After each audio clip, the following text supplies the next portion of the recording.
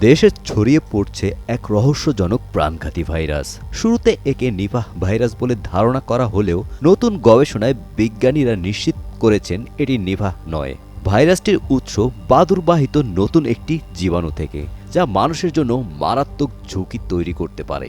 গবেষণা অনুযায়ী 2022 সালের ডিসেম্বর থেকে 2023 সালের মার্চ পর্যন্ত 5 জন রোগী হাসপাতালে ভর্তি হন। তাদের মধ্যে জ্বর, বমি, মাথা ব্যথা, অতিরিক্ত ক্লান্তি ও স্নায়ুবিক জটিলতার মতো উপসর্গ দেখা যায়।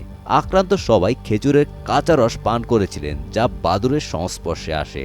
পরীক্ষায় নিপাহ ভাইরাস না মিললেও পরবর্তীতে বিজ্ঞানীরা শনাক্ত করেন টেরোপাইন অর্থোরিও ভাইরাস বা পিআরভি।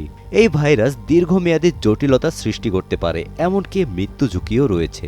গবেষকদের সতর্কতা, ভাইরাসটি ভবিষ্যতে আরও সংক্রামক হয়ে উঠতে পারে। তাই কাঁচা খেজুরের রস পান থেকে বিরত থাকা, নজরদারি জোরদার এবং দ্রুত প্রস্তুতির আহ্বান জানানো হয়েছে।